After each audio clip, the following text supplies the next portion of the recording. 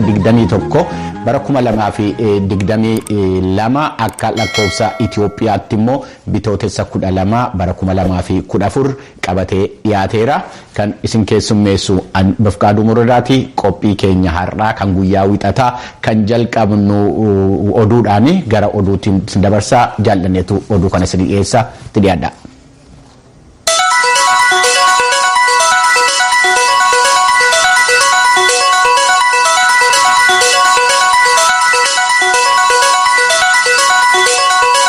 Attamoltan kabajamtoota dhaggeeffatootaaf daawwattoota keenya oduun har'aaf qabnu kunoo. Bulchiisa naannoo Benishaangul Gumuz godina Matakkal keessatti ajjechaa gara jabinaa gaggeeffame gareen qoratu gamasitti imaluun hojii jalqabuunsaa ibsamee jira. Abbootiin alangaa naannoo Benishaangul Gumuzii fi qaamonni kabiroonis qorannaa kana irratti gargaarsa ka godhan ta'uun beekameera. Ministeerri haqaa fi poolisii federaalaa irraa miseensummaan of keessaa kan qabu gareen kun hojii isaa gaggeessaa kan jiru ta'uu seekreeteriyaatiin pireesii kan ministeerii haqaa obbo Awwal Sultaan ibsanii jiru. Kana irratti oduu booda gabaasa qabna. Aangawoonni Itoophiyaa aangawoota gameeyyii hedduu kan bulchiisa naannoo Tigraay kan hidhan yoo ta'u kunis miseensota mootummaa duraanii kan dabalatu ta'uu Koomishinni Mirga Namoomaa kan Itoophiyaa jimaata darbe beeksisee jira. Koomishinar Daani'el Baqqalee akka jedhanitti maaliif akka hidhaman akkasumas maqaan aangawoota kanaa eenyu akka ta'e hin ibsine. Namoota hidhaman keessaa yoo xiqqaate waa'ee namoota 8 beekna. Kana malees hangi tokko bulchiinsa ollaa taate gara Afaaritti ergaman jedhan. Qaamota dhimmi kun ilaallaturraa waa'ee kanaa ka dubbatame hin jiru. Hidhaan akkasiis kan akkaan baratame miti. Mootummaan Itoophiyaa duraan hoogganoota adda bilisummaa uummata Tigraay yookaan TPLF kanneen mootummaa muummicha ministeeraa waraanan ittiin jedhe hidhuunsaa ni yaadatama. Bulchiisa naannoo Tigraay uummata sababaa walitti bu'iinsaa manaaf qe'oo ofirraa buqqa'e achuma Tigraay keessa jiran miliyoona 2.5 caalan deebisee qubachiisuuf hojjetaa kan jiru ta'uu waajirri hojjetootaa fi dhimma gargaarsaa beeksisee jira. Hoogganaa waajjira kanaa obbo Mulugeetaa Dabaalqoo akka jedhanitti harka caalaan isaanii Tigraay dhihaa keessaa ka godaanan yoo ta'u kanneen biroo immoo Afaarii fi bulchiisa naannoo Amaaraarraa yeroo wal waraansa hammaate sana godaanan jedhan. Isaan kana keessaa irra hedduun manneen barnootaa waldaa kiristaanaa fi magaazina keessa ka buufatan yoo ta'u kanneen biroon immoo jiraattotatti butatanii jiraataa jiru. Obbo Mulugeetaan akka jedhanitti waajirri isaanii arjoomtota biyya alaa wajjin namoota lafatti deebi'an hin qabneef bakka dahannaa akkasumas immoo kanneen biroo gandeen irraa godaananitti deebisuuf hojjetamaa kan jiru ta'uu dubbataniiru. Mootummaan Sudaan Kibbaa raafama nageenyaa biyyattii keessa jiruun deeggarsa heera biyyattii hojiirra oolchuun filannoon gaggeeffamnaan biyyattiin hokkara guddaa keessa akka seentu gareen tokkummaa mootummootaa akeekkachiisee jira. Sudaan Kibbaa keessatti miseensota 3 kan qabu Koomishinni Mirga Namoomaa gabaasaasaa ka dhiyeenya kana kaawunsilii mirga dhala namaa ka tokkummaa mootummootaaf dhiyeessee jira. Sudaan Kibbaa yeroo ce'umsaaf kan waggaa 3 qabdu keessatti waliigaltee wal waraansa siviilotaa xumursiise hojiirra oolchuun waggaa dhufu jechuun bara 2023 filannoo waliigalaa gaggeessuu qabdi. Ta'us garuu qabxiileen waliigaltee nageenyaarra kaa'aman ijoon hojiirra waan hin oolleef jedhu miseensi koomishinichaa. Walitti bu'iinsi hokkaraan gaggeeffamu itti fufuun akkasumas dhiittaan mirga namoomaa tooftaan gaggeeffamu babal'achuun filannoo walabaaf madaalawaa ta'e gaggeessuuf carraa jiru itti seera jedhan. Dura ta'aan koomishinichaa Yaasmin Sookaa akka jedhanitti. When we talk about constitution making, elections and transitional justice, haala sodaaf shororkaan jiruun akkamitti haala heeroo jiru oolchuuf filannoof ce'umsaa akka dubbanna. Sadarkaa biyyaalessaatti kana dubbachuun ni danda'ama. Rakkoon siyaasaa amma jiru rakkoo gargaarsa dhala namaaf ka dhiittaa mirga namoomaa ammeessee jira. Ministeerri haqaa fi dhimmoota heeraa kan Sudaan Kibbaa Ruuben Arool gama isaaniitiin kan koomishinarichi jedhan irratti falmii qabu. Kunis waliigaltee keessa deebi'amee ilaalame gama hojiirra oolchuun mootummaan jijjiirama agarsiisaa jira jedhu. Guutummaatti hojiirra oolchuuf garuu gargaarsa laa argamu hanqachuun ka gumaache qabaa jedhaniiru. Kun sagalee Ameerikaa sagantaa afaan Oromooti. Viidiyoon dilbata kaleessaa tajaajila yeroo hatattamaa kan mootummaa Yuukireen baase akka agarsiisutti handaara magaalaa Kiyev keessatti dhoo'insi guddaan dhaqqabe kan agarsiise yoo ta'u kanneen ibidda dhaamsan immoo caccabaa gamoo jalatti namoota qabamanii jiran baasuuf yaalaa turan. Kantiibaan magaalaa kanaa kan ta'an Vitaalii Kilishko akka jedhanitti haleellaan gaggeeffame manneen jireenyaa fi suuqilee kan konyaa Poodil kan Kiyev keessaa haleeluun yoo xiqqaate nama tokko ajjeeseera. Viidiyoon kanneen tajaajila hatattamaa kennanii waraabame kanarratti kanneen ibidda dhaamsaniif kanneen hojii baraarsaatti bobba'an waaltaa daldalaa ariitiin dhaqqabuuf yaalaa innaa turan agarsiisa. Ibiddi guddaan iddoo sanatti ka jalqabe yoo ta'u namoota caccabaa gamoo keessatti qabaman ituu baasuu hin jalqabin dura ta'uun beekameera. Weerara Raashaan Yuukireen irratti raawwatte namoota kuma hedduu kan galaafate yoo ta'u miliyoona 3 caalaa immoo manaaf qe'oo ofirraa godaansise. Kun immoo Raashaa fi Neetoo akkasumas Yuunaayitid Isteetsi gidduutti wal dura dhaabbannaa babal'isa sodaa jedhus uumeera. Kan marfamtee jirtu magaalaa Mariupol meeshaa lafa kaa'anii wiixata har'aa harka akka kennanii fi beellama Raashaan kennite Yuukireen fudhatama dhabsiistee jirti. Ittaanaa muummicha ministeeraa Yuukireen Vershichaak gaaffii Raashaan dhiyeessite fudhatama dhabsiisuun uummanni magaalattii gadhiisee akka ba'u gochuuf Raashaan karaa banuu qabdii jedhan. Meeshaa lafa kaa'uudhaan harka kennuusa jedhu irratti mariin ta'uu hin jiru jedhani. Kanas Raashaa duraan beeksifneerraa jechuudhaan Chaak dhaabbata oduu Yuukireen Pravda jedhamuuf ibsaniiru. Dhaabbati oduu mootummaa Raashaa immoo gama isaan akka jedhutti waraana Yuukireenitti hanga barii wiixataarraatti akeekkachiisi kan kenname yoo ta'u harka kennachuu diduun akka shiftaa cina dhaabbachuutti lakkaa'amaa jedhee jira.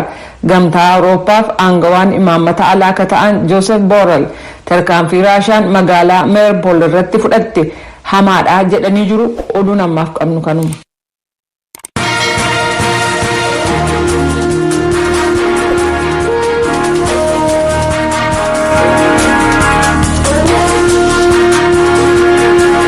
Galatoomii jaallanne hordoftoota keenya amma immoo gara gabaasaalee keenya itti aanutti ceenu.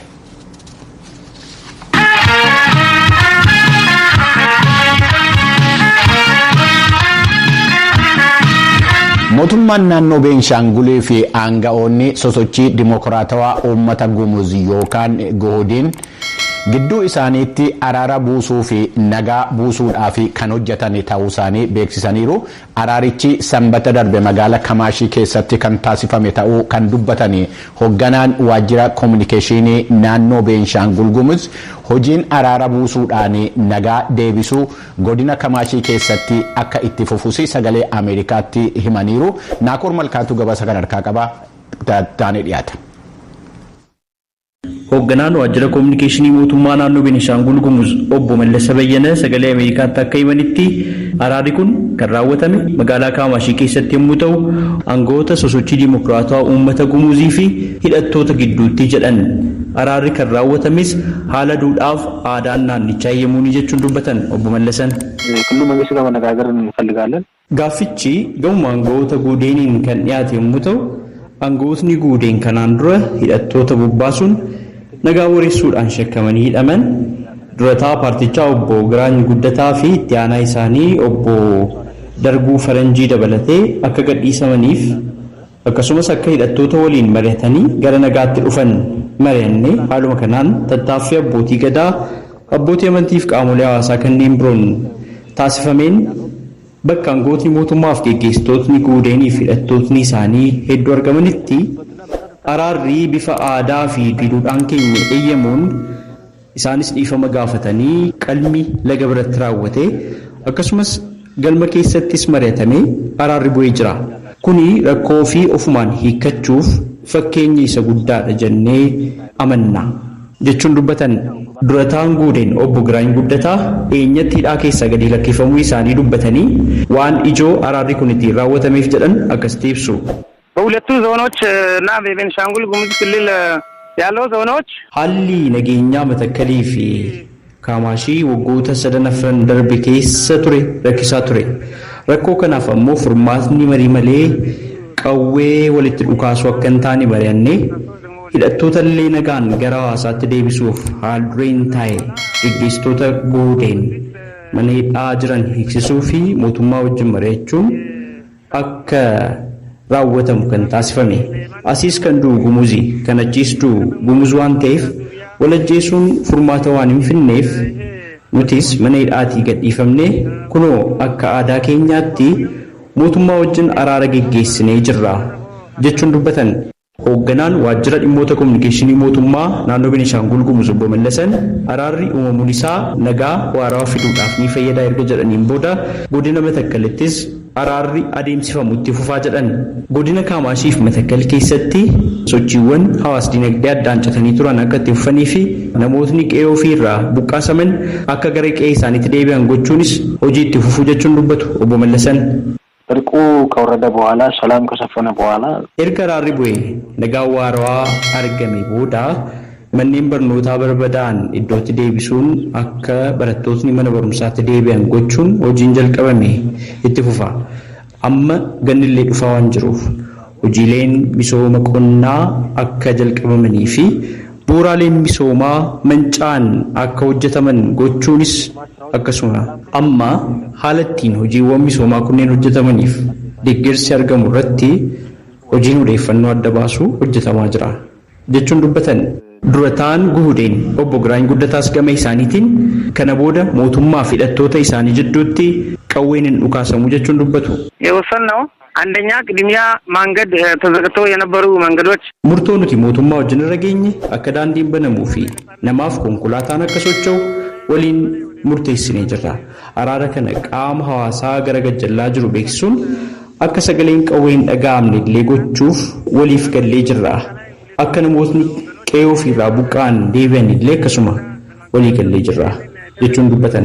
Araara uumame jedhame kana ilaalchisuudhaan jiraattota magaalaa Kaamaashii keessaa miira itti dhaga'ame gaafannee namootni muraasni akkas jechuun deebisan. እኔ ዋሲሁን ሰንበታ ይባላለሁ እና የሰላሙ ሁኔታ የሰላምን ምንነትና Ani Waasihuun Sanbataan jedhama. Nama faayidaa nagaa beekuu fi hiikoo araara kanaa kennuun salphaa natti fakkaata. Erga araarri uumame booda nagaan Kaamaashii keessa jiru namatti tola. Hawaasni illee hojii isaa yaaddoo tokko malee hojjetataa jira. Gara fuulduraatti illee mootummaaf mormitootni Guhudeen jedhaman kunneen waliin hojjechuuf waliin mari'atanii jiru. Araara uumame kanattis gammachuun uummataa guddaadha. ወይዘሮ ሀሊማ ታጌ እባላለሁ። የእርቁ ሰላም ከዚህ በፊት የነበረውን ግጭት Maqaan koo Haliimaa Taagee jedhama. Akka godina Kaamashiitti walitti bu'iinsa gama lamaaniin daa'imman dargaggootaa fi haadholii hedduun du'anii jiru. Abbootiin gadaa, abbootiin amantiif kanneen biroos araarri kun akka uumamu gochuu isaaniitiin obbolootni akka maaddii tokko irratti waliin nyaatan gochuu isaaniitiin galateeffamuu qabu. Araarris kun uumamuu isaatti hedduu gammadeera jechuun dubbatan. Mootummaan waggoota 3 darban keessatti haleellaa hidhattootni raawwataa turaniin lubbuun namoota nagaa hedduu darbuu fi qabeenyi manca'uu akkasumas immoo 100,000 kan lakkaa'aman qe'ee isaanii irraa buqqaasamuu kanaafis sababaa ta'aniiru jechuun hidhattoota Guhudeeniin himachaa ture jira. Durataan paartichaa himannaa mootummaatiin irratti dhiyaatu ni haalu. Sagalee Ameerikaaf Naakoor Malkaa Amborraa.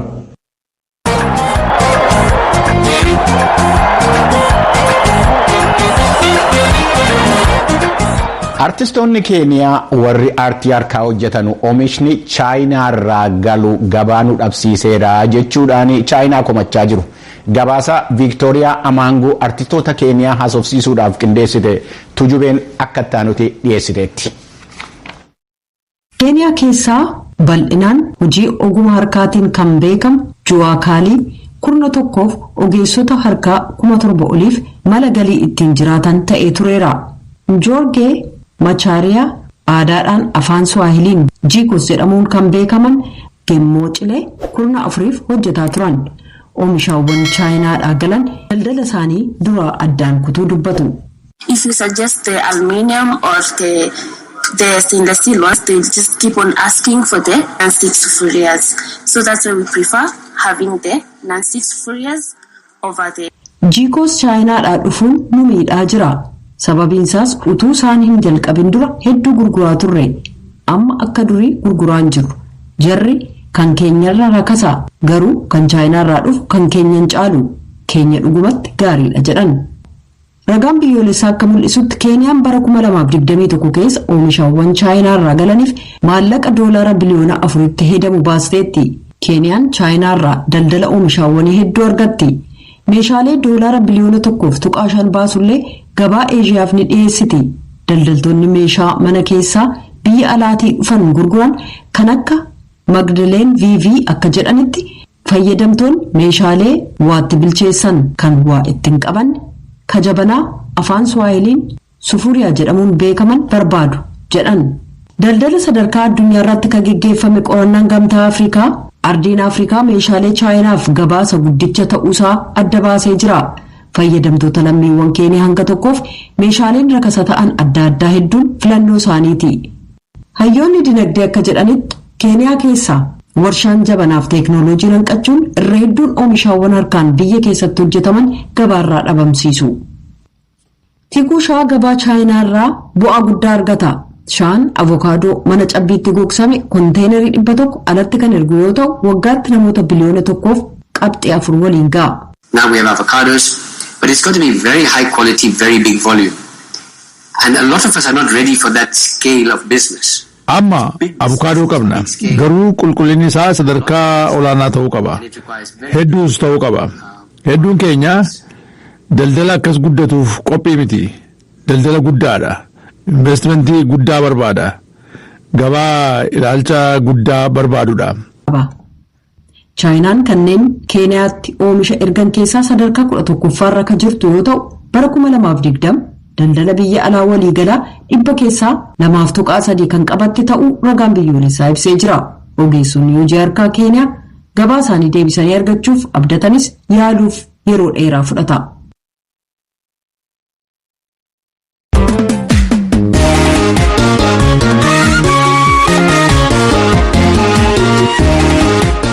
Hayyee qophiin keenya ittaanu ispoortiidha. Gidduu kana ijjii fi gurri nama hedduu gara dorgommii ispoortii mana keessaa kan atileetikii addunyaa isa Beelgireed keessatti taasifamaa ture irratti waan xiyyeeffate fakkaata. Atileetonni Itoophiyaa seenaa hojjetaniiru, seenaas immoo haaromsaniiru. Dhimma kanarratti qophiin ispoortii VOA afaan Oromoo fi gaazexeessaan ispoortii Eebbisaa Nagaessaa biyya Siwiidin irraa jechuudha wal ta'uudhaan waan isinitti himan qabu. Gabaasattaan nutti ceenaa ispoortii.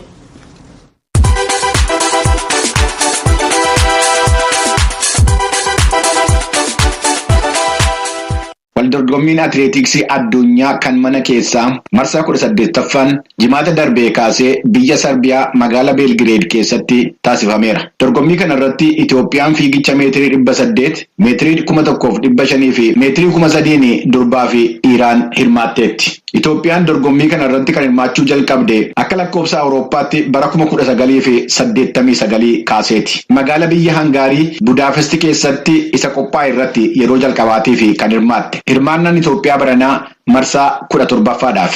Dorgommii baranaa irratti atileetotni 880 biyyoottan 137 keessaa dhaqan hirmaataniiru. Dhuma irrattis Itoophiyaan warqee 4 fi meetii 3 fi naasa 2 argachuudhaan tokkoffaa baatee xumurteetti. Eenyufaatu maal moo'ee waan jedhuu fi gaazexeessaa beekamaan ispoortii Eebbisaa Nageessaa har'as qophii keenya irratti hirmaachuudhaan nutti hima. Eebbisaa maqaa hordoftoota sagalee Ameerikaa qophii afaan Oromootiin dursinee galateeffanna. Guddaa Tsaggaa'ee daqiiqaa 3 fi sekondii 57 fi maayikiroo sekondii 19 riikardii bakkicha fooyyessuudhaan kan injifatte akkasumas immoo lammaffaa kan baate Sumaayit Ambaayee daqiiqaa 4 fi sekondii 2 lammaffaa bahuu dandeesseetti akkasumas Hiruut Mashashaan sadaffaa bahuu xumurteetti.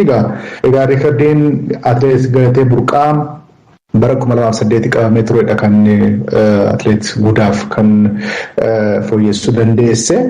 Egaan fiigicha kana yookaan fageenya kana meetira 1500 kana atileetonni Itoophiyaa yookaan immoo dhalattoonni atileetota Itoophiyaa ta'an dhalataa Itoophiyaa ta'anii biyya biraatii fiigan dabalatee jechuudha. Yeroo torbaaf fiigicha kana olaantummaadhaan xumuruudhaan seenaa ajaa'ibsaa warra hojjetanidha jechaadha. Qaalkidaan Gazaaheny, Ganzabee Dibaabaa yeroo 2 akkasumas immoo atileetiin Neezerlaandii fiigduu Siifan Hasanis bara 2006 injifachuu danda'aniiru fageenya kana jechaadha. Egaan dorgommii kan biraatiin kama dubartootaati yogguu dabarru meetira 3,000 arguu dandeenya. Sarattis Lamlam Haayiluu olaantummaa ishee agarsiisuudhaan daqiiqaa 8 fi sekondii 41 fi makkoo sekondii 8 lamaan injifachuu dandeesseetti. Jigaayyoo Taayyee immoo sadaffaa bahuudhaan naasaa argamsiisteetti jechaadha. Egaan meetira 8 akkasumas immoo har'aa dorgommii yookaan immoo kaleessa dorgommii irratti atileetiin Itoophiyaa Firiiwayinii Haayiluu lammaffaa bahuudhaan fageenya meetira 800 kana injifachuu dandeesseetti.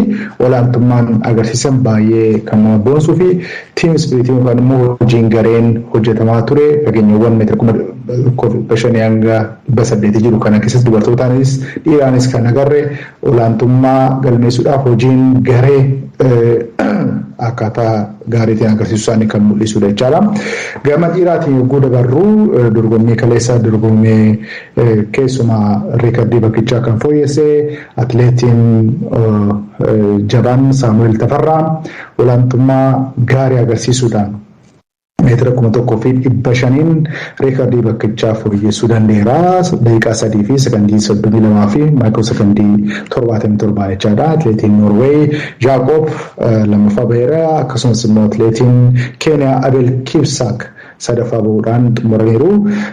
Taaddasa Lammiin arfaffaa bahuudhaan madaaliyaa keessa galuu baatus dippiloomaa argachuu danda'eera. Egaan akkuma beekamu dorgommii meetira 3,000 dhiiraan kaleessa dorgommiinis atileet Salamoon Bargaa olaantummaa isaa agarsiisuudhaan injifachuu danda'eera. Egaa riikardii Haayilee Gabrasillaaseetiin Paaris dorgommee ture yookaan Paaris irratti fooyyesse irratti toon fooyyessuu baatus dorgommii kana olaantummaadhaan injifachuu danda'eera. Gammaatti riikardiin Haayilee Gabrasillaasee harka akka jirudha. Egaa Lammeechaa Girmaan lammaffaa bahuudhaan xumureera. Innis daqiiqaa 7 fi sekondii 41 fi maayikiroo sekondii 6 lammaffaa bahuudhaan xumuraniiru. Keessumaa waliigalteen atileetonni lamaan kun Lammeechaa Girmaa fi Salamoon Bargaa taasisan baay'ee kan nama boonsudha. Tiim ispiriitii gaariitiin olaantummaadhaan xumuruu danda'aniiru.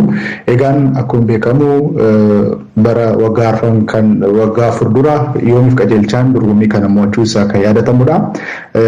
Salamoon Bargaan immoo lammaffaa bahuudhaan xumuree ture. Egaa waggaa afurii booda warqee argachuu isaatti akka gammadee fi keessumaa meentaalii fiizikaalii akka nagaa ta'ee fi dorgommii kana mo'achuudhaaf fi xiiqiidhaan akka dhufeedha kan dubbate. Seenaa hojjechuufis dhufneera jechuudhaan Salamoon Bargaa yaada isaa kenneera. Egaa Olompikii Tookiyoo irratti meetira 10,000 warqee biyya isaatiif argamsiisuu danda'eera. Akkasumas shaampiyoonaa addunyaa Dohaa irrattis immoo meetii meetira 5,000 argamsiisuu nama danda'eera. Egaa Belgireed irrattis seenaa gaarii hojjechuu danda'eera. Egaa seenaa keessuma Olompikii mo'achuudhaan shaampiyoonaa addunyaa mo'achuudhaan World Indoor Games irrattis immoo shaampiyoonii ta'uudhaan seenaa Haayilee Gabrasillaasee Qananiisaa Baqqalaa hordofuudhaan seenaa gaarii nama hojjetedha. Dorgommii 3,000tiin Haayilee Gabrasillaasee bara 1997, 1999 fi bara 2003 yeroo 3 injifachuudhaan olaantummaa isaa kan qabudha. Qananiisaan bara 2006, Taarikuu Baqqalaan bara 2008, yoomiif qajeelchaan bara 2006 fi 2018 injifachuudhaan seenaa gaarii kan hojjetedha. Baran ammoo Salamoon Bargaa mo'achuudhaan olaantummaa isaanii agarsiisaniiru. Egaa walumaa galatti taphoonni shaampiyoonaa atileetiksii mana keessaa Belgireed Sarbiyaatti gaggeeffamaa ture. Olaantummaa Itoophiyaatiin golabameera. Egaan walumaa galatti atileetonni jajjaboo ol dhufaa kan dhufanii fi gara fuulduraattis abdii biyyaa akka ta'aniif dorgommiiwwan adda addaa irrattis olaantummaa isaanii agarsiisuu akka danda'an gamoonmaan abdiin kan itti kennamedha. Atileetota Itoophiyaa warreen biyya isaaniitiifis ta'e mataa isaaniitii injifannoo gonfatanii baga milkooftan jecha qophii ispoortii keenyaarraa kanumaan goolabna. Kalama sadii afurii karaa dheeraa miilaan muuri. Kalama sadii afurii maaraatoonii kattaa muuri. Guyyaan har'aa wixata kamisa miti. Guyyaa qophiin keenya torbanii Ameerikaa fi uummanni ishee itti dhiyaatudha. Qophiin har'aa waa'ee kaffaltii walqixaa ilaallata. Keessumaa kaffaltii dhiiraa fi dubartoota gidduu jiru jechuudha. Tuujubee horaa dhimma kanarratti gabaasa qindeessite qabdi ittaanee dhiyaata.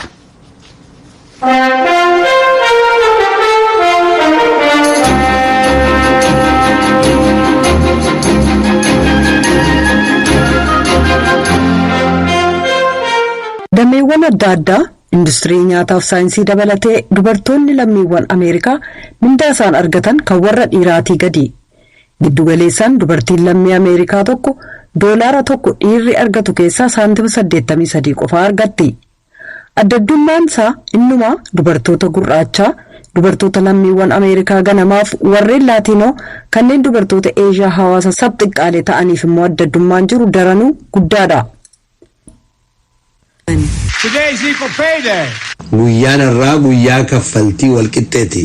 Bitootessa 15 pirezidaanti Joo Baayiden waggaa darbe kadhiironni argatan argachuuf dubartoonni hagam hojjechuun akka isaanirra jiru guyyaa agarsiisu kabajanii oolan. Bara 2021 keessa guyyaan kaffaltii qixxee bitootessa 24 irra oole. Fooyyee inni jiru sababa weerara vaayirasii koronaan danqame. Dubartoonni hojii kunuunsuu maatii irra hedduu hojjechaa ijoollee gama viidiyoon mana taa'anii baratan to'ataa akkasumas miseensa maatii maanguddoota kanneen tajaajila kunuunsaaf carraa dhabaniif itti gaafatamni isaan irratti kufe. I signed an executive order to promote efforts to achieve pay equality and pay equity for employees of kaffaltii mindaa walqixxeessuudhaaf tattaaffii taasisamu jajjabeessuudhaaf hojjetoota kontiraataa kan federaalaatiif kaffaltiin walqixxeen akka jiraatu ajaja sadarkaa olaanaa mallatteesseen jira. Kaampaaniileen dhuunfaa martinuu fakkeenya kan hordofuu qaban jedheen abdadha. Labsiin Baayiden waaltaalee dhuunfaa keessa ka jiru addaddummaa kaffaltii mindaa saala irratti hundaa'een furre. Bulchiinsi Obaamaa kaampaaniilee gurguddaan sanyiif saala irratti hundaa'ee kaffaltiin mindaa isaanii hagam akka ta'e akka gabaasan dirqisiisaa ture. Bulchiinsi Tiraamp garuu gareelee daldalaa gurguddaa bira dhiibbaan waan irra kaa'ameef qajeelfamni sun bara 2017 keessa dhaabate. The Biden administration is analyzing the data that was collected from private companies to Bulchiinsi Baayiden addaddummaa mindaa sanyiif saalaan agarsiisuuf ragaalee kaampaaniilee dhuunfaarraa walitti qabame xiinxalaa jira. Qajeelfama jiru bakka isaatti deebisuuf kun tarkaanfii jalqabaati jennee abdannaa jedhan. Ittaantuu pirezidaantiin Kamaalaa Haarisis kibxata darbe dubartii ittaantuu pirezidaantii Ameerikaa jalqabaa gumii gama viidiyoon geggeessan ka guyyaa kaffaltii mindaa qixxee kan aangawoonni atleetonniif itti gaafatamtoonni waajjiraalee irratti argaman qopheessaniiru. An economy that works for women and for everyone. Dinagdeen dubartiif tolu nama maraafis ni tola jedhan. Hangi tokko maatiiwwan reefuu ijoollee godhatan mindaa isaanii yeroo boqonnaa akka kaffalamu ajajuun addaddummaa saalaa jiru dhiphisuuf gargaaraa jechuun falmu. Yuunaayitid Isteets addunyaarraa biyyoota guddatan keessaa biyya boqonnaa maatii kaffaltii waliin hin kennine tokkicha. 1 in 4 women in America are said to go back to work within 10 to 14 days of giving birth, which is astonishing and awful. It is terrible for Dubartii Ameerikaa 4 keessaa tokko daa'ima godhatanii yookaan da'anii guyyaa 10 hanga 14 gidduutti hojiitti deebi'uu qabu. Kun hedduu kan nama ajaa'ibuuf suukanneessaadha. Dubartoota hojii hojjetaniif gaarii miti. Baayiden yeroo boqonnaa maatii kaffaltii waliin sadarkaa biyyoolessaatti akka jiraatu seera taasisu akka hojiirra oolu gaafataniiru. Garuu baasiin hawaasaa guddichi kan $2 tiriliyoona koongiresiin akka raggaasisu qabsaa'aa jiru. Qophiin Ameerikaaf uummata ishee kanarraa kanumaa torban qophii biraan hanga walitti deebinutti